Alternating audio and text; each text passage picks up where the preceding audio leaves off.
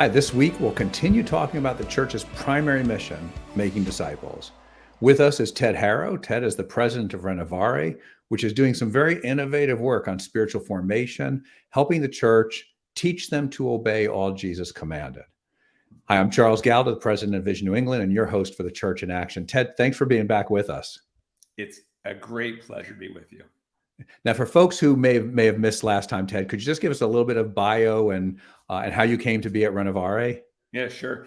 Is this the part of the show where I confessed I'm almost a New Englander because I was born in Albany, New York, just short of the Massachusetts border? I think you could see the border from there, though, right? I mean, almost. and I'm a lifelong Red Sox fan. Oh, and by the way, I after living in England for 20 years ago, for a couple of years, I became a Liverpool supporter, which is one of their big soccer teams, who is owned by the Fenway Sports Group, same people who own the Red Sox.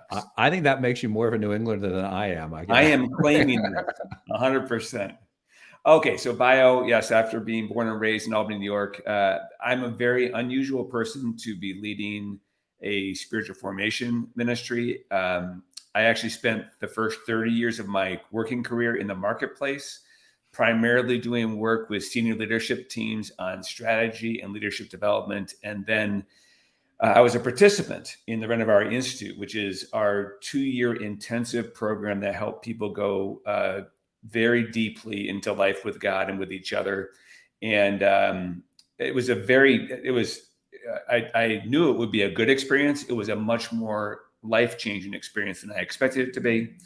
And after that, there was my predecessor, who is a PhD theologian, announced his retirement. And so this role came open. I never even considered it. I had friends who encouraged me to look at it. I thought they were joking. And then after a 6-month period where I went from thinking they were joking and saying there's no way I would do that, to being open to it, to exploring it, I eventually sensed that God was opening the door. I don't think I've been told I must do this role, but it is a door that God's opened for me. And so I've been now serving as president of Renovaré for about 18 months. And it's been quite a great adventure. Yeah, I wonder how many, because I can't think of too many people I know who aren't in vocational ministry that it started out with, no. I'm not doing that.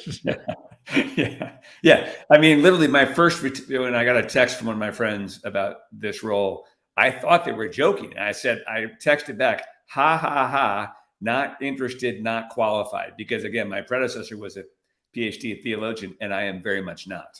Yeah. And certainly my own story was, I'm not, no, I'm a corporate guy, right? I'm in the marketplace. I'm not doing that, right? Yeah. The peak earning years? How stupid am I? I'm not doing that. Think of my powers. Yeah, I know. Well, here we are. So now what does Renovaré mean? Well, that's a great question. We have this name that no one can pronounce, some can't spell, and no one knows what it means. So the origin story here is that Renovaré was begun by Richard Foster, who wrote a book that was a surprise bestseller called The Celebration of Discipline, published in the late 70s. And he was invited to do a lot of speaking, as authors are often do. And he didn't really want to be on the speaker tour as a solo thing. So he would always invite friends to come along with him and share the stage. And eventually, as his career, he was a pastor and then he was a professor at universities. As his career as a professor kind of started to wrap up, he started thinking, well, I'm going to start this little mission, this little ministry. And he wasn't quite sure what to call it. It was all about spiritual renewal. And so he was chatting with his wife about it. And she said, well, why don't you try the Greek word for renewal, which would be a very on-brand thing for Richard to do. He's very much oriented towards bringing the historical classics of spiritual life with God through Jesus to the forefront. And he looked at that and realized that most Westerners can't spell in Greek. So that might not go really well. So he decided to try Latin. And so Renovaré is the Latin word for renew. And he added, by we, I mean he added a little accent at the end, which isn't there in the original Latin. So if we have Latin people on this podcast, please feel free to email us and tell us that we're wrong. We've heard it already, and it's Richard's fault, but we're going to stick with it. So Renovaré means renewal, and we're really about helping people change from the inside out to be more and more like Jesus, both as individuals, but also in community, to have communities that are more and more reflecting the image of Jesus and of the triune God in how they interact with each other and how they interact with the world around them. So that's what we do. Well, I wouldn't worry about the Latin. The good news is that we don't teach Greek or Latin anymore, so none of us have any clue that it I even know. was Latin, I let know. alone if it's right. It's just a funny word. And the number of people who have asked if I worked like for an air conditioning company, is that Renovaré? No, Renovaré, and it means renew. And so now you already mentioned one thing that you do, which is the Renovaré Institute. And so could you give people a snapshot of what that is? Yeah, sure. So the Renovaré Institute is a 2-year, very intensive program. It's not academically accredited, so you're not going to get college credit or graduate school credit for it. Although we have historically had agreements with some schools where they will give credit if you go through the institute. But it's a 2-year program that combines 4 one-week intensive retreats over the course of the 2 years. A very intensive reading schedule going through some of the contemporary and historical classics, all the way back to the early church fathers and mothers. Mm-hmm. And then you're involved in experiential work. So all the way through, you're doing spiritual practices, a new one each month, and you're in a small group. So it's really 3 things. It's content, because there's lectures at those residencies from some wonderful teachers who, unlike a lot of situations where someone airdrops in, those teachers all come and spend a full week with you, and they eat meals with you. So there's a lot of interaction. So there's content through that and through books. There's experiences, the retreats themselves and the spiritual practices. And there's community, because you're constantly in small group interaction, both at the retreats and in between on Zoom, with other people who are desperately hungry to go deeper with God. And we have about 45 people in each cohort. We move it around the U.S. So usually we do, we start a cohort on the East Coast. The next year we might start one in the Midwest, like we just started one in Omaha, Nebraska, a couple weeks ago, and then we'll start one on the West Coast. So we have one going right now in Atlanta in their 2nd year, and one just started in Omaha, and we have one that will start next year in Seattle. So, and then we'll come back to the East Coast again. So that's kind of how we do it. And those people, some of them will come locally from wherever it's hosted. So we had a few folks from Nebraska, for instance, at Omaha, but most cohorts are international in scope, certainly all across North America. The one I was part of had people from China, Indonesia, India, Europe, both continental Europe and England, and then all over North America.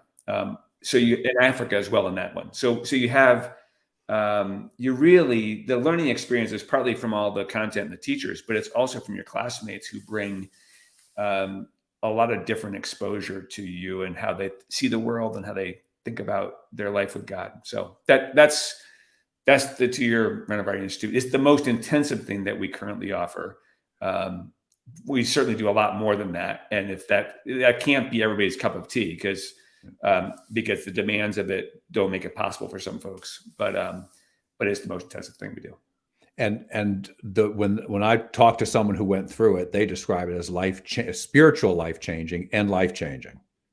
Well, yeah, we would hope that your spiritual life is encompassing every part of your life. So that would be the design. And we're actually starting to look at how do we get a sense of beyond anecdote, how consistently that does happen, like you just described. I will just say for myself, I can't think of any other experience, kind of intentional experience in my life that's had more of a trajectory changing effect on me. And it's not just because I went and took this role. Even if I had stayed in my prior work, which I loved, by the way, and I still miss it and love it. I would have been different in how I approached that work and the rest of my life as a result of that experience. So yes, certainly there are other people doing awesome work, like in your neck of the woods, Steve Macchia, who's a friend of ours, does amazing work with the programs that they run that are similar in size and scope. This is just our particular way of doing it. And we do emphasize, while we look at lots of different thinkers, we do emphasize the work of Dallas Willard and of Richard Foster, who were the two kind of central thought leaders at Renovaré's core in its beginning days. So that's the emphasis. Yeah, and we just had Steve Mackey on a few weeks ago. Awesome. We agree. Love Steve and love leadership transformations We too. are huge fans of Steve's work. And so if what we heard you say is there's a new cohort starting next year in Seattle, how do folks get into that, find out more about it, stuff like that? Well, if you want to do that, of course, you might, if you're from New England, wait one more year and wait till we come back to the East Coast. But if you want to go to Seattle, and it's a nice place, you would go to our website, renovaré.org. And on there, you will see the Institute, and you would click there. And I believe we start accepting applications later this fall. The applications tend to close somewhere, I believe, at the end of February, and then we accept people in at that point. We usually have a waiting list. And so we often will have people who either for their own reasons or we will ask them to defer, sometimes because, they live somewhere that's right close to where we're going to be next time. And it's like, for your sake and for our sake, why don't you just wait a year and we'll be in Seattle next year? So, that will happen. But we love people who want to explore that. And do I just sign up for it, or do I need to apply to it? You apply. So there's an application process. We really are very careful about fit because we're trying to create a community. The community is a big part of the experience. And so thinking through both multifaceted communities. So we have people from different walks of life, socioeconomic status, ethnic diversity, all that kind of thing matters to us. And also making sure that the people who are going to be participants are group ready. By that we mean they're at a place in their life, kind of from an emotional condition and emotional maturity perspective, where they can very productively interact in a group and be a constructive member of that. It's a very vulnerable group, and if you had somebody who wasn't ready for that, it could either be hurtful to them or to the group. And so we're careful about that. So there's an interview process. All of that is part of how we go through it. And so it's renovaré.org, and then it's Renovaré Institute if you're interested in the cohort. Correct. And so what are some of the other things you're doing? I know. Well, thankfully there are a lot of things that we can do that don't require someone to give up 2 years of their life to do it. So of course we share content. So we have our own podcast and have done for quite a long time. I think we just finished our 250th episode recently. So there's a podcast that's been very active. And it's called, how would folks find it? You know what? I think it's just called the Renovaré Podcast with Nathan Foster. If you search in any podcast platform, you'd find it if you just search Renovaré. We're thinking, hot tip, we're thinking about starting some new podcast offerings in the next few months, next probably 6 to 12 months, but that's still coming. In the content realm, we just released we've done a bunch of online courses. That was actually a result of COVID in some ways. Lots of people did this, and we did it as well. But the one we just released is different in a couple of ways. It's, instead of being a deep dive in one little topic, which we've done in the past, like we did a whole course on the Lord's Prayer, which is fantastic. We decided to do a course that is essentially, I'm sorry, Charles, are you hearing that static? Jess, are you hearing static? No. Well, minor thing in the back, Jess. If you can't fix that, just interrupt. Otherwise, we'll keep going. And I'll back up. Yeah, I think she can probably fix it. Okay. So what's different about this particular course is we decided to do a course that is kind of an introduction to spiritual formation or inside out transformation in Jesus, if you want to think of it that way. Sometimes spiritual formation is kind of a jargony word to me. So if you want to think of it as, how does someone actually become a disciple, actually become a person who is shaped by Jesus? This course actually is our best shot at that. And we're really taking some of the core ideas that we learn in the Renovaré Institute and in 15-minute mini lessons. So we're shrinking it way down, okay? But in 6 15-minute mini lessons, the person who leads the Renovaré Institute, Carolyn Ahrens, very gifted teacher, also recording artist, Carolyn walks us through that. And we decided this time to make that free to the world. Other times we've charged for those courses. And last I checked, which is probably 10 days ago, like we had no idea what to expect. But at this point, that course has been registered for by 3,600 people plus in 60 plus countries on every continent except for Antarctica. And I'm still holding out for Antarctica. Someday, someone there is going to register. We were contacted today about a very prominent mission organization overseas who's saying, can you translate it? Because this is unusually cross-culturally accessible. So we're interested in that. We don't know where that's going to go. But anyway, so we do content, podcast, online courses. Then we have a community part of what we do. So, our theory of change is that the ingredients for helping people change are content, community, and experience. From the community perspective, we have an initiative that we call the Fellowship of the Burning Heart. That's just been piloted in the last couple of years and is now scaling to a much bigger scale. That's a particular kind of being in a small group of people that is oriented towards helping people learn to listen to each other and listen to God. So they are purely listening groups. There is very light structure around content, but most of the content is the lives of the participants and listening together to what God might be telling us about that. It's been like mind-blowing to me as I listen to people talk who have been part of that. I have a friend who's a very hard-charging businessman who joined one of those groups, and he's told me his words. He says, changing all of my relationships, not the relationships just in the group, but my wife, my adult children, all have noticed that I am becoming a more gentle and listening person, and it's having a huge effect on that. And I'm also feeling more connected to God. So that's one way we do community. And then experience-wise, we do events. We have a pastor retreat, so that may be really interesting for your gang. We just decided to move that this next spring from Colorado Springs to just outside Charlotte, North Carolina. So it's a little bit closer for you folks.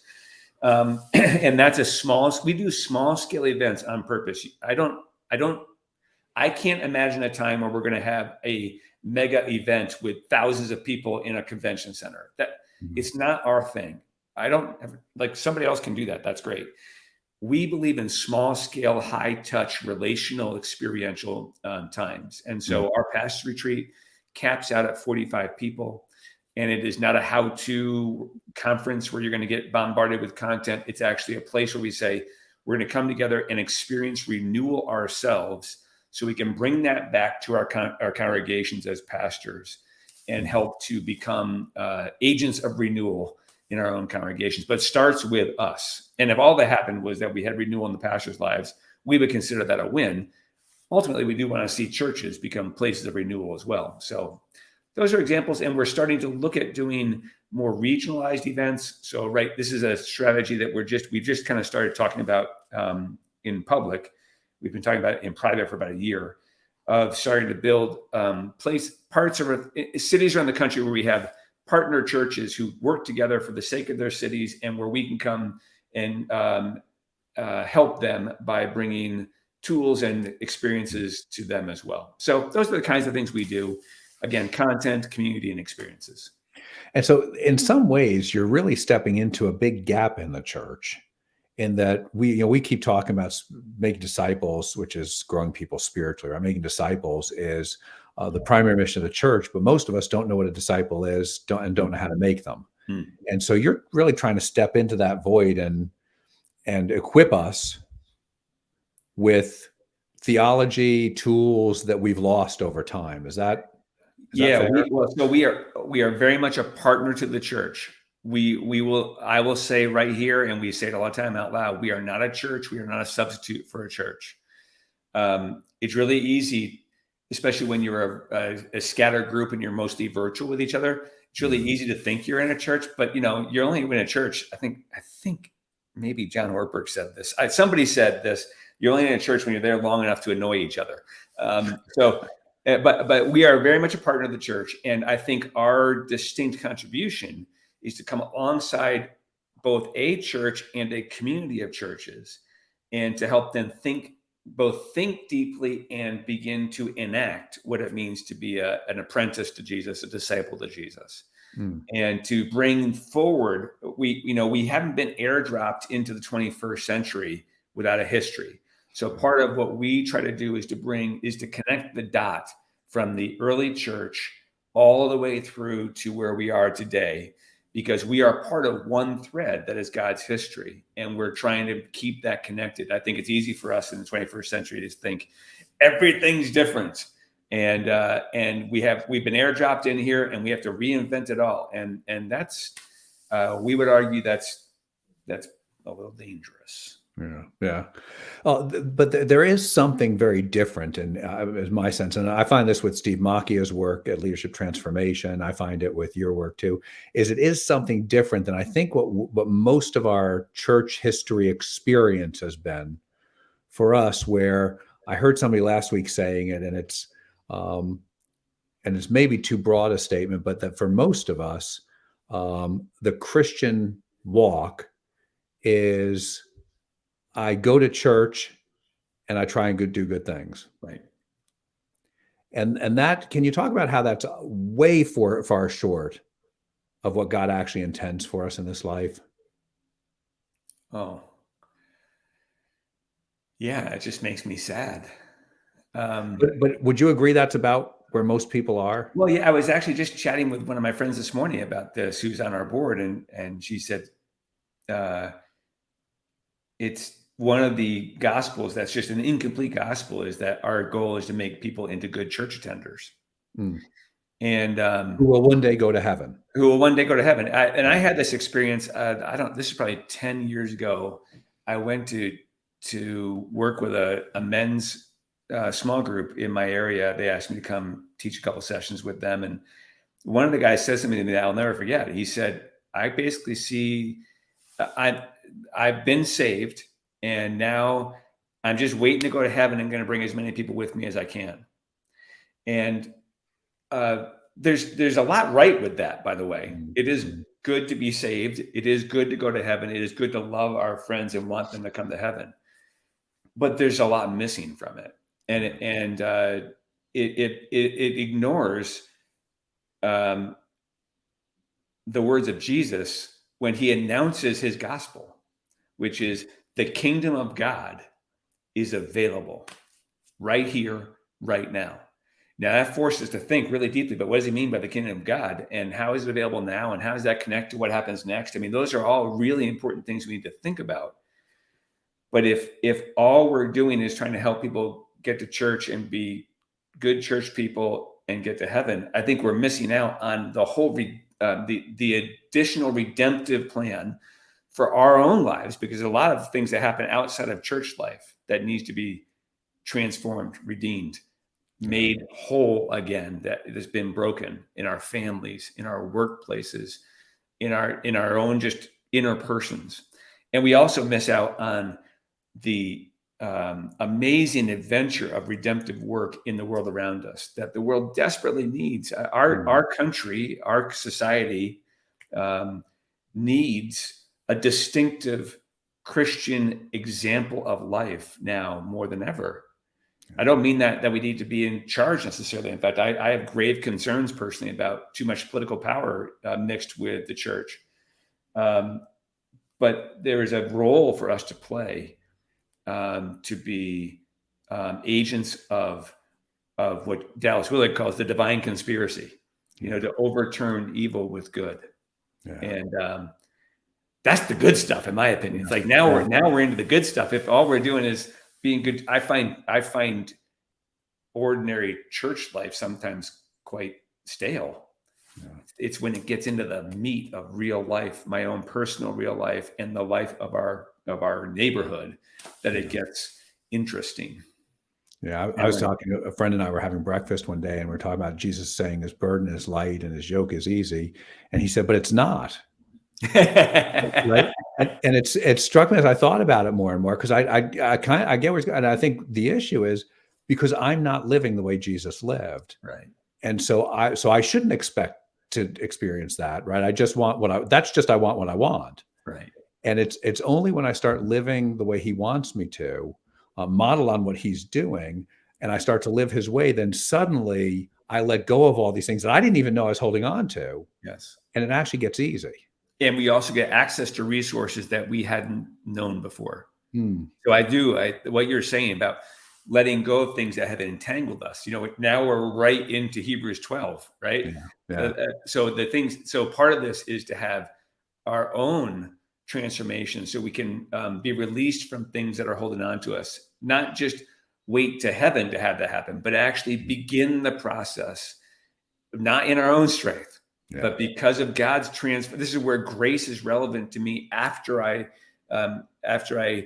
say yes to Jesus' invitation to be an apprentice. Grace is even more relevant than ever, because now all the stuff I'm holding on to what you said, Charles, I have to, with God's grace, and only through God's grace, his generosity, think of it that way, his power is the only way I'm going to be able to let go of that. And then I have access to resources. The other reason it's light is that now when I walk in the flow of the Spirit and of Jesus' work in my life, I have access to power that on my own, I don't have access to. I think Dallas Willard and Gary Moon, who writes a lot about Dallas Willard, talks about, it's like there's always been electricity in the world, but and even if you live in an area where there's power lines, but it hasn't run to your house yet, when the power gets in the house and you now can plug it in, now electricity is available. Now you've got a power available that has been there all along, but you didn't have access to. Now you have access to it. That's a great analogy. And anything else new that's coming or that I didn't ask you about that you want us to hear? No, I think the biggest new thing, the big new things we're doing, that online course I talked about, and the community initiative, and then this whole idea of starting to move into regionalized work, that's in our focus. We're redoubling ourselves on partnering with churches and pastors and lay leaders. So that's where we're headed. We are going to be church centric, not church exclusive, but church centric. And we want to particularly help in those ways. That's what's going on. And so renovare.org to watch for that, renovare.org. Correct. And you'll see it on our website too, visionnewengland.org. And I've taken that online course, and I thought it was a great starting point of so much theological heft to it, and things to think about and engage with, and very, very helpful in thinking about how does Jesus grow people spiritually. So Ted, thanks so much for doing all that you're doing. And thanks for being with us again. Appreciate it. You're very welcome. It's a great privilege to be with you. Thanks. And I'd like to thank our producer, Jess Mangano, and our listeners. This program is created by Vision New England, which accelerates evangelism by making disciples who do justice and foster unity to share Jesus and transform our world. You can find more resources at donate at visionnewengland.org. This program is brought to you by our friends at the Luis Palau Association, who are dedicated to proclaiming the good news, uniting the church, and impacting cities worldwide.